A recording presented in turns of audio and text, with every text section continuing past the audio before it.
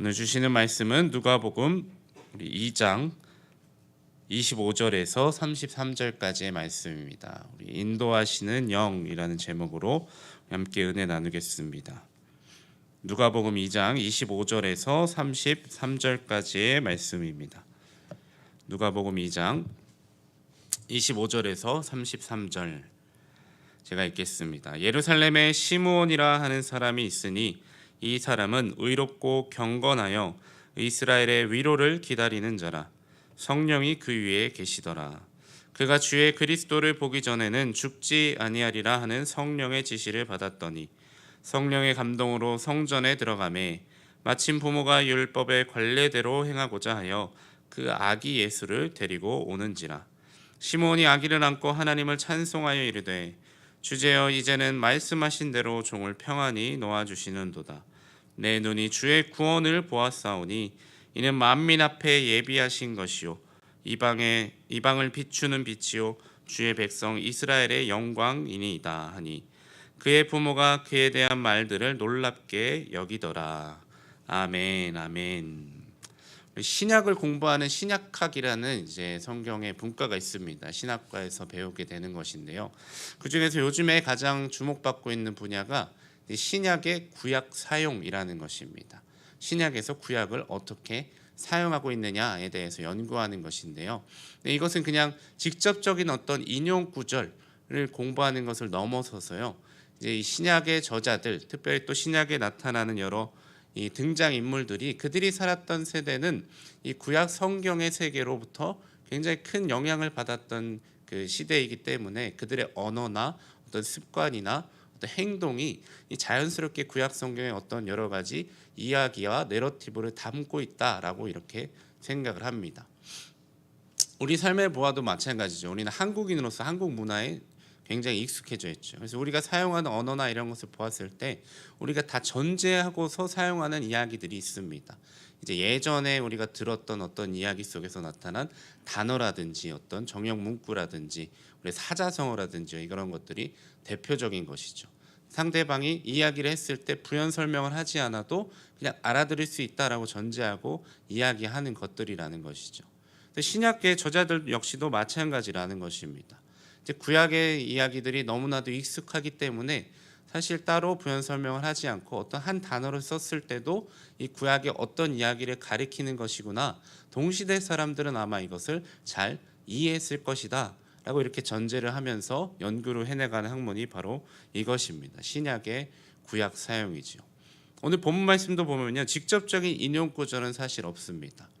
근데 여기에 보면은 여러분의 성경에 있는지 모르겠는데요. 32절에 보시면 이사야서 9장 2절을 이렇게 인용했다라고 이렇게 쓰여 있는 표현이 또 있습니다. 근데 직접적인 인용은 아니지만 이 말씀 가운데서 이사야의 말씀이 이렇게 반영되고 있다라는 것이지요. 근데 오늘 말씀에 보시면 이제 예루살렘의 시므온이라는 한 성령 충만한 인물이 등장을 하게 됩니다. 이 시므온. 오늘은요, 이 시므온을 통해서 우리가 어떤 하나님의 인도하심을 받을 것인가, 그 인도하심의 목적이 무엇인지, 또 어떻게 그 인도하심을 받을 수 있는지에 대해서 함께 말씀을 나눠보려고 합니다. 누가복음의 이 저자인 누가는 이 시므온을 이렇게 소개하고 있습니다. 우리 25절 말씀인데요. 이 예루살렘에 시므온이라 하는 사람이 있으니 이 사람은 의롭고 경건하여 이스라엘의 위로를 기다리는 자라. 성령이 그 위에 계시더라. 이 말씀을 우리가 한 세 파트 정도로 나눠보자면 첫 번째 무엇입니까? 그는 의롭고 경건한 사람이었다라고 이야기하죠. 의롭고 경건하다. 우리 성경에서 의롭고 경건함은요, 항상 거의 대부분 이 성령님의 임재와 관련되어 있습니다. 그래서 이것을 우리가 어떨 때로는 어떤 성령님께서 임하시기 위한 필요 조건처럼 우리가 여길 때도 있죠. 그것도 맞는 말입니다. 그런데 또 모순적이게도 이것은 성령님의 역사의 결과이기도 하죠.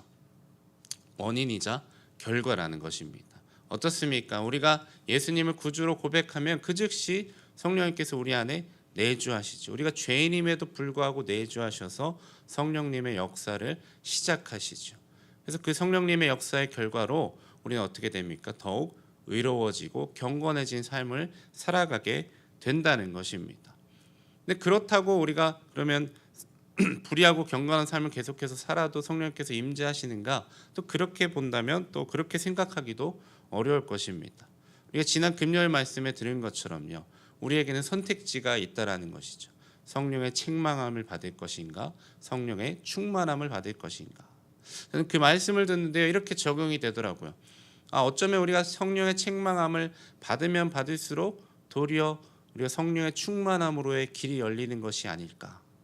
그리고 어떻습니까? 성령님이 우리 안에 계시지 않는다면요. 우리의 죄를 우리가 결코 깨달을 수 없다는 것이죠. 성령께서 책망하기 시작하셨을 때 그 책망함에 순종해서 회개하여서 성령께 순종할 때 우리는 더욱더 성령의 충만함을 받게 된다는 것입니다.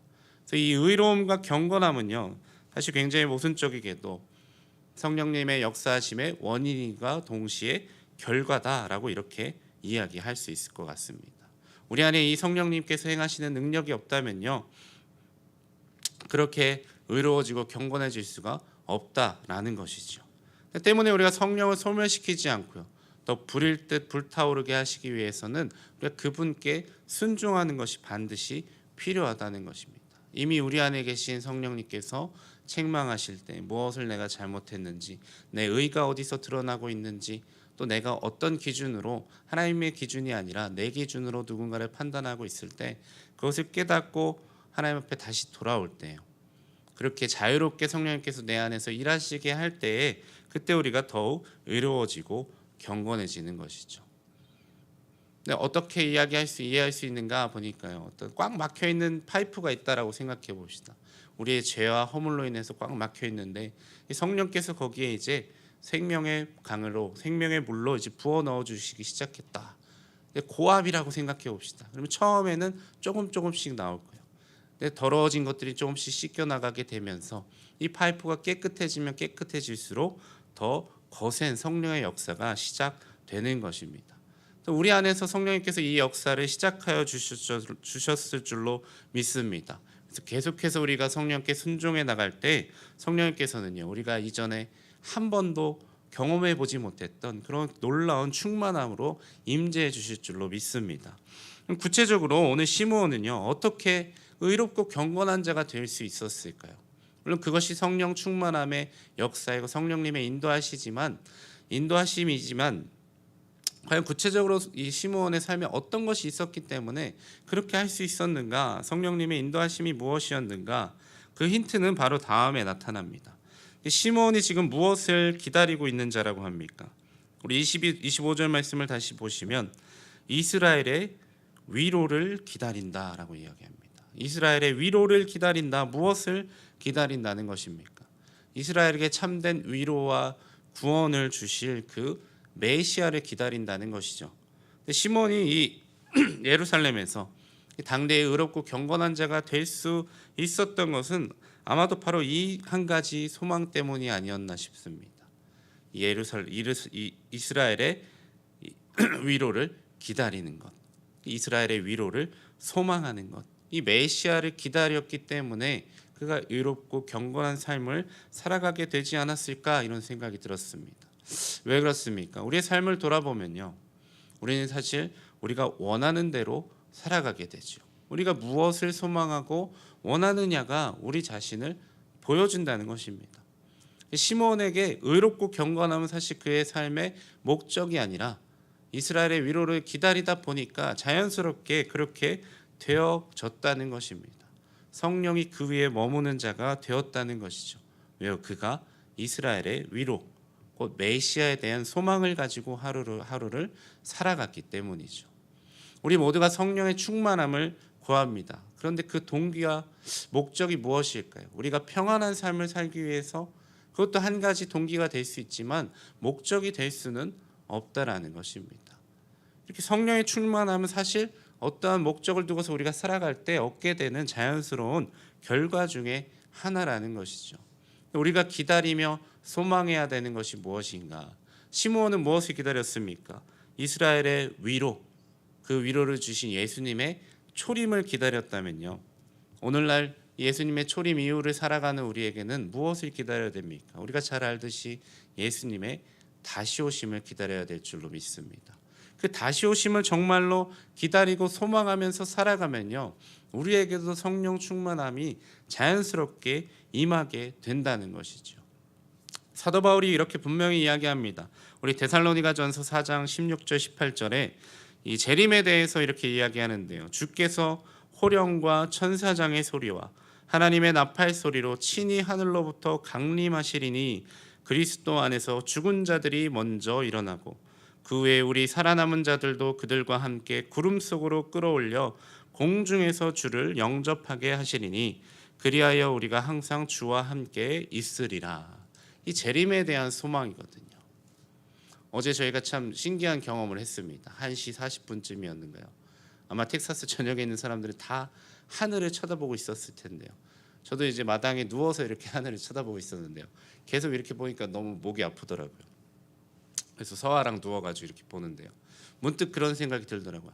아, 예수님께서 다시 오실 때 모든 사람들이 다 이러고 있지 않을까. 저 하늘에서 하나님께서 예수님께서 다시 오실 때 이렇게 멋있는 모습, 어제 너무 멋있더라고요. 그것을 보는데요. 신비롭고.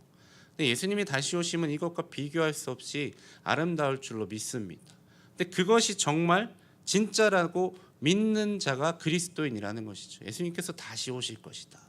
어제 저희가 그 시간에 기다렸던 것이 무엇입니까? 우리가 믿었기 때문이죠. 그때 달이 해를 가릴 것이다 라고 믿었기 때문에 다 그것을 보고 있지 않았습니까? 근데 보기 위해서 어떻게 됐습니까? 저는 그 안경을 하나 구입을 했습니다. 그냥 써야지 볼 수가 있더라고요.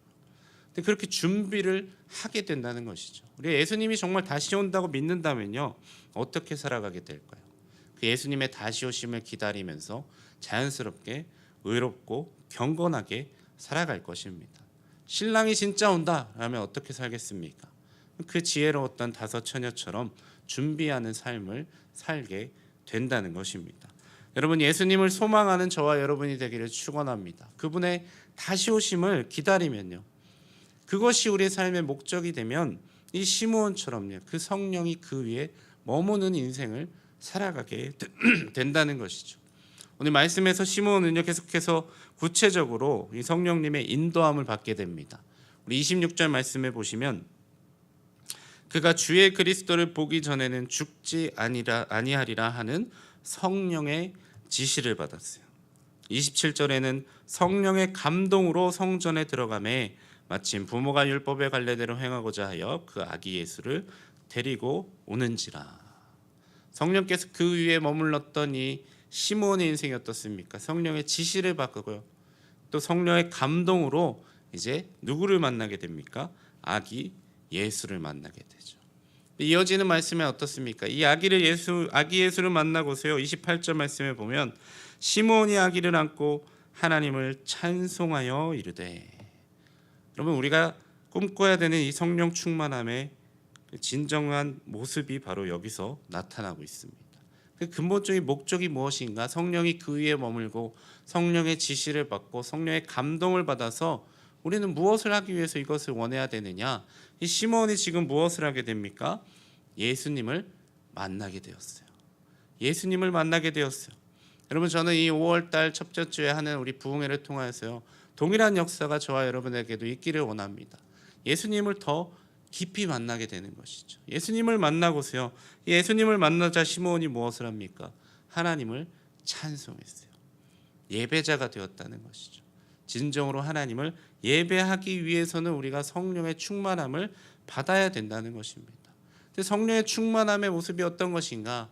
예수님을 더 깊이 만나게 되는 것이고요, 그분을 정말로 찬양하게 되는 것이죠. 그래서 그분으로 우리가 완전히 채워지게 되는 것, 그것이 성령 충만의 단 한 가지 목적이라고 이야기할 수 있을 것입니다. 여러분, 그렇다면 시므온은 오늘 어떻게 이스라엘의 위로를 기다리는 자가 되었을까요? 아까 말씀드렸듯이요, 오늘 본문에는 직접적으로 이 구약 이사야서를 인용하는 본문 말씀은 없지만 이 이스라엘의 위로라는 말은요, 사실 이스라엘의 위로가 함께 붙여져서 쓰여진 이 신약 성경의 용례는 여기밖에 없습니다. 그만큼 독특한 용어이기 때문에 학자들은요, 이것을 이 시므온이 어디서 가져왔을까 이렇게 연구를 하게 되었습니다. 근데 이사야서라는 것이죠. 우리 이사야서 40장에 가보시면 40장 1절 말씀에 이사야가 이렇게 이야기합니다. 너희의 하나님이 이르시되 너희는 위로하라, 내 백성을 위로하라. 이 우리가 잘 알듯이요, 이사야서는 1장부터 39장까지는 이제 곧 포로기가 다가왔으니까 너희가 회개하여라 라는 말씀이었습니다. 회개의 말씀이었고요. 이 40장부터 55장까지는 이제 이미 남유다가 다 멸망당해서 바벨론 포로기에 있는 백성들에게 희망을 선포하는 메시지입니다. 여러분에게 다시 이제 하나님께서 구원을 허락하여 주실 것이다, 이 포로로부터 해방의 역사가 있을 것이다 라고 하면서 하나님의 위로의 메시지가 시작되는 것이 바로 이 40장 말씀인데요. 이 40장부터 55장까지를 보시면 이 이스라엘에 향한 하나님의 위로의 이야기가 계속해서 등장합니다.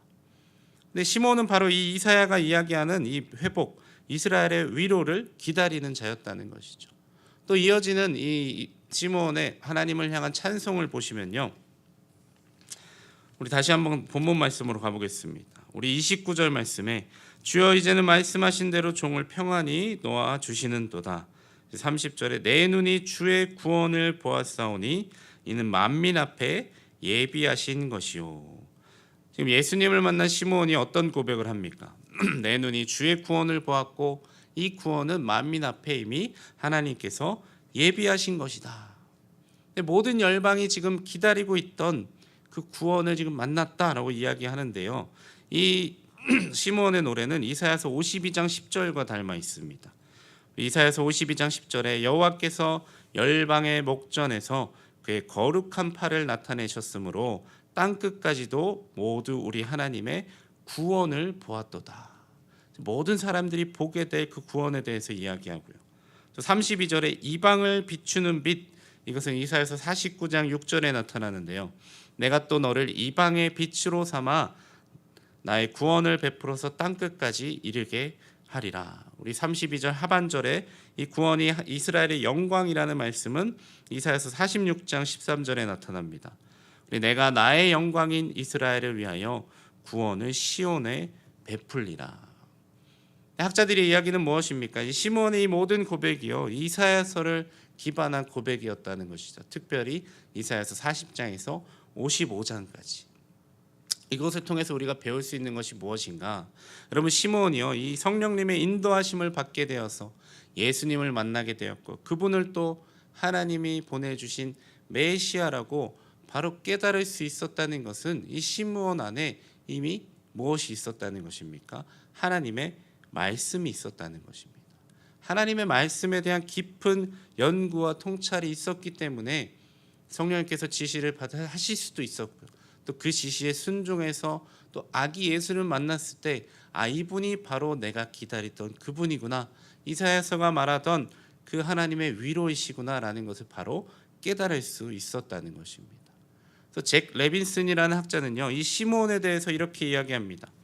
우리가 그에 대해 아는 바가 거의 없지만 확실한 사실은 그가 이사야서를 열심히 연구한 사람이었다는 것이다. 시므온이 성경 연구에 바친 헌신은 거룩한 영의 인도를 받는 길잡이가 됐다.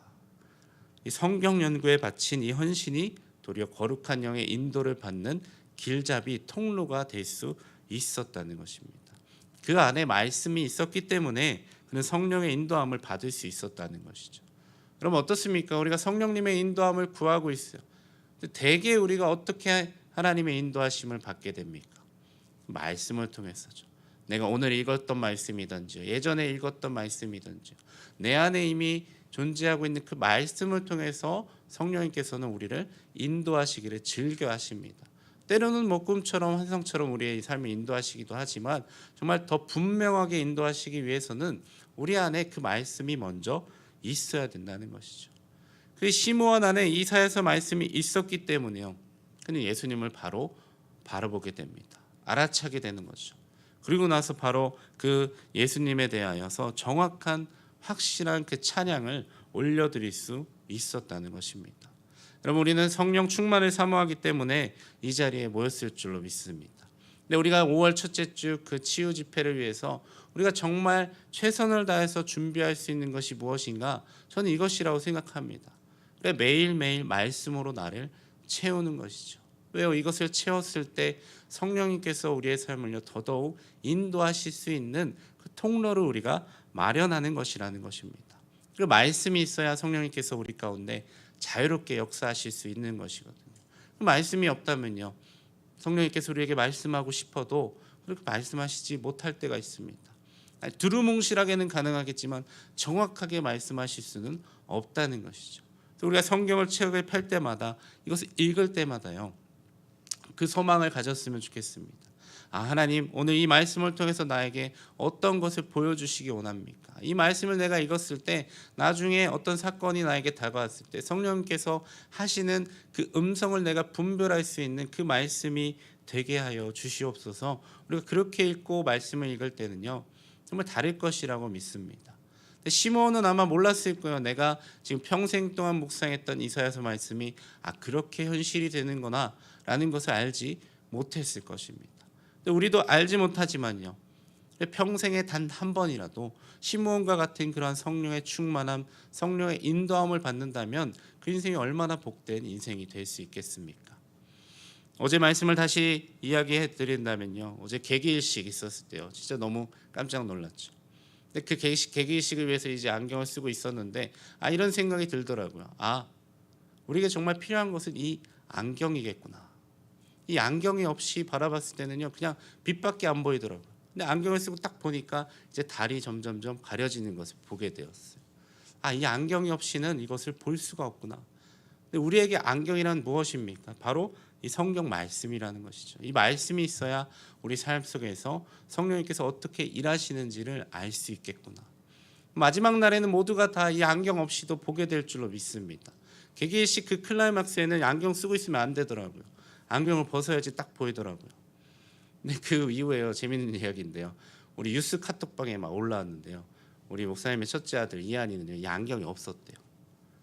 그래서 15분 동안 그냥 봤대요. 그래서 5분 동안 자기가 블라인드가 됐었다고 얘기하더라고요. 여러분, 안경이 없으면 그렇게 되는 것입니다. 말씀이 없으면요, 아무리 애를 써봐도 그렇게 보지만 진짜 데미지 입는 것이거든요. 우리 사모님도 그 충격을 받으셨네요. 근데 지금 괜찮다고 합니다. 네, 지금 괜찮다고 해요. 근데 그렇게 이제 안경 없이 본 애들이 몇 명 있다고 하더라고요. 그래서 저는 처음에 그 이제 뭐 워닝 사인이 있잖아요. 그냥 눈으로 보지 마십시오. 그래서 누가 저걸 어떻게 보고 있을 수 있을까 했더니 대단하더라고요. 그것을 그 고통을 참아내면서 봤다는 것인데요. 여러분, 우리에게 이 말씀이 있어야 될 줄로 믿습니다. 일식을 보기 위해서 안경이 필요했듯이요, 우리 삶 속에서 역사하시는 그 성령의 역사하심 우리가 알아채기 위해서는요, 또 그분의 인도하심을 받기 위해서는 우리 가운데 이 말씀이 채워져 있어야 한다는 것입니다. 우리 사랑하는 성도 여러분, 우리 부흥회 전까지 매일매일 우리가 이 말씀으로 성령님의 인도하심을 받는 저와 여러분이 되기를 축원합니다. 그렇게 우리의 말씀을 채울수록요, 그래서 정말 그 부흥회 때 하나님께서 놀랍게 우리가 채워놓은 그 말씀을 통하여서 일하여 주실 줄로 믿습니다. 기도하겠습니다. 하나님 감사합니다. 주님, 우리 삶 가운데 또 주님의 말씀으로 하나님 하루하루를 채워가게 하여 주시옵소서. 하나님, 그 말씀을 채워나갈 때마다 하나님 그 말씀을 도구 삼아서 우리의 삶을 성령께서 인도하여 주실 줄로 믿습니다.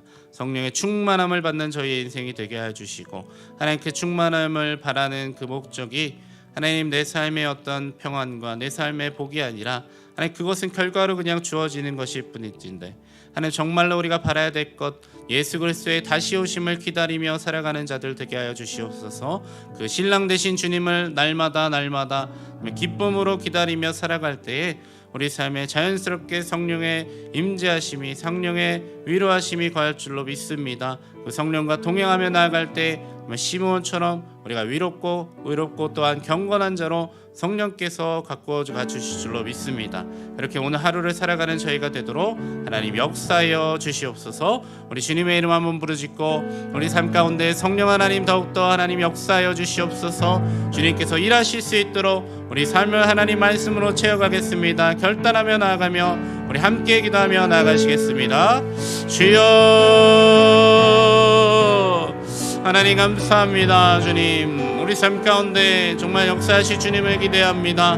성령 하나님 우리의 삶을 통하여서 일하여 주시옵소서. 우리가 성령을 그 성령의 충만함을 구하기 위하여 이 자리에 나왔습니다. 아버지 하나님, 우리 가운데 말씀으로 채워지는 역사 있게 하여 주시옵소서. 그래서 그 말씀을 통하여서 하나님 우리의 삶을 주님께서 하나님 더욱더 하나님 정확하게 하나님 분명하게 인도하여 주실 줄로 믿습니다. 성령의 지시하심과 성령의 감동함을 따라서 예수 그리스도를 만났던 그 시므온처럼 우리도 아버지 하나님 그렇게 성령의 인도하심 따라서 하나님 예수님을 더욱 깊이 만나게 될 줄로 믿습니다. 날마다 예수님과 만나 동행하는 것을 우리의 삶의 목표로 삼게 해주시고 그 목적이 우리 삶의 목적이 될 때 하나님께서 성령으로 하나님 감동하시고 인도하시고 충만케 하여 주시어서 정말 매일매일 그렇게 하나님 복된 삶을 살아가게 될 줄로 믿습니다. 하나님께서 함께하여 주시옵소서, 역사하여 주시옵소서. 우리 한 번 더 같이 기도할 때 우리 담임 목사님 사역을 위해서 함께 기도하기 원합니다. 하나님 그곳에서 목회부 수양에 하나님 모든 여정 가운데 성령께서 함께하여 주시고 또 말씀을 전하는 자리 가운데서도 성령께서 기름 부어 주실 수 있도록 우리 주님의 이름 다시 한번 부르짖고 함께 기도하시겠습니다. 주여 하나님, 우리 담임 목사님 주님 손에 올려드립니다. 주여 날마다 주님 말씀 들고 하나님 나아가는 그 발걸음을 주님 복되게 하여 주시옵소서. 특별히 이번에 또한 목회부 수양회를 통하여서 많은 목사님들 앞에 또한 하나님의 말씀을 대언할 때 주님 그 말씀을 통하여서 하나님의 자녀들, 하나님의 목회자, 사역자분들을 주님 축복하여 주시기 원합니다. 또한 그곳에서 나누는 모든 교제와 하나님 모든 시간을 통하여서 더욱 채워지는 시간 되게 해주시고 성령께서 허락하여 주신 놀라운 은혜를 하나님 맛보며 그 지혜를 부여받는 시간 되도록 주님 역사하여 주시옵소서. 하나님 안전하게 귀가하게 해주시고 하나님 3박 4일의 모든 여정 가운데 성령으로 충만케 되는 시간 되도록 아버지 하나님 함께하여 주시옵소서.